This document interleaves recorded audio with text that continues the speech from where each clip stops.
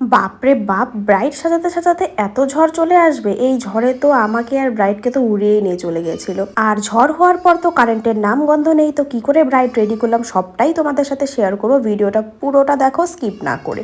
দিনটা ছিল 28শে এপ্রিল। তোমরা সবাই জানো যে 28শে এপ্রিল যে পরিমাণে ঝড় এসেছিল, ব্রাইডকে অর্ধেক রেডি করে ঝড়ের মধ্যে আমাদের সম্মুখীন হতে হলো। এইদিকে ঘেমে গিয়ে একাকার, ব্রাইডও ঘেমে একাকার। ব্রাইড যেমন টেনশন করছিল তেমনই টেনশন আমিও করছিলাম যে এখন কি করব, পুরো মেকআপটা আবার তুলতে হবে না তো। আশা করি এই দিনটার সম্মুখীন প্রায় 60% মেকআপ আর্টিস্টকে ভুগতে হয়েছিল সেদিন। কিন্তু একটা জিনিস ভালো করেছিলাম যে আমি পুরো বেসটাকে জাস্ট পাউডার দিয়ে লকিং করেছিলাম, তারপরে ঝড় এসেছিল।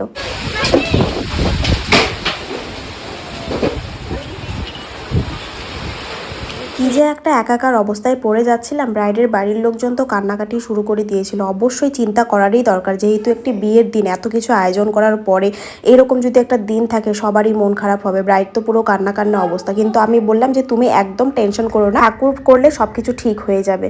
তাই আমি আর দেরি না করে কিন্তু আমি অন্ধকারের মধ্যেই ফ্ল্যাশ লাইট জ্বালিয়ে আমি চুলটাকে অন্তত করে রাখছিলাম। সিচুয়েশন দেখে তো মনে হচ্ছিল যে আজকে কারেন্ট আসবেই না, তাই আমরা দেরি না করে একদম বাইরে বসেই ব্রাইডকে আই মেকআপটা করা শুরু করে দিয়েছিলাম। সেদিনের দিনটা আমার কাছে একটা আলাদাই এক্সপিরিয়েন্স ছিল, একটা চ্যালেঞ্জিং এর মতো, যে আমাকে যে করেই হোক ভালোভাবে তো করতেই হবে। কারেন্ট তো আসবেই না, এটা একদম বুঝে নিয়েছিলাম আমরা। ওখানে জেনারেটরেরও কোনো ব্যবস্থা তখন করছিল না, তাই সুখেন্দু ওখানে ফ্ল্যাশ ধরছিল আর আমি এখানে হচ্ছে কলকাতা করে নিয়েছিলাম এবং আই মেকআপটা টোটালটাই কমপ্লিট করে নিয়েছিলাম। অবশেষে লাস্টে অনেকক্ষণ অপেক্ষা করার পরে ওরা জেনারেটরের ব্যবস্থা করেছে এবং কারেন্ট এলো। তো এখানেই আমি বাকি কাজগুলো কমপ্লিট করে নিয়েছিলাম। যখন লাইট এলো তখন যেন আমাদেরও প্রাণে জল এলো।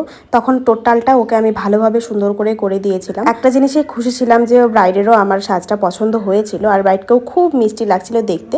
ওখানে আমি ব্রাইডের বোনকে সাজাচ্ছিলাম, ব্রাইড রেডি ছিল তখন আর ও আয়নায় বসে বসে নিজেকে দেখছিল। লাস্টে আমি ওকে ফাইনাল টাচ আপ দিলাম। তোমাদের কেমন লাগলো আজকের লুকটা অবশ্যই দেখে জানিও, আর আমার মিষ্টি ব্রাইডকে কতটা মিষ্টি লাগছে এটাও কিন্তু জানিও। তোমরা একটা জিনিস লক্ষ্য করেছো কিনা বলতে পারছি না, কিন্তু আমি কিন্তু হেয়ারটা ওর টোটালটা খুলে পরে আবার সেট করেছিলাম। এই যে ওর বোনের লুক আমি এখানে এই ক্লিপের মধ্যেই আমি অ্যাড করে দিয়েছি। তো এখন অনেকটাই রাত হয়ে গেছিল, 9টা বেজে গেছিল। তো এখন আমরা যাচ্ছি বাড়ি। তো আজকের ব্লগটা তোমাদের কেমন লাগলো অবশ্যই কিন্তু কমেন্ট করে জানিও। তো এরকম সুন্দর সুন্দর ব্লগ দেখতে হলে কিন্তু রিমিস লাইভ জোন পেজটাকে অবশ্যই ফলো করতে ভুলো না। তো আজকের জন্য টাটা, বাই।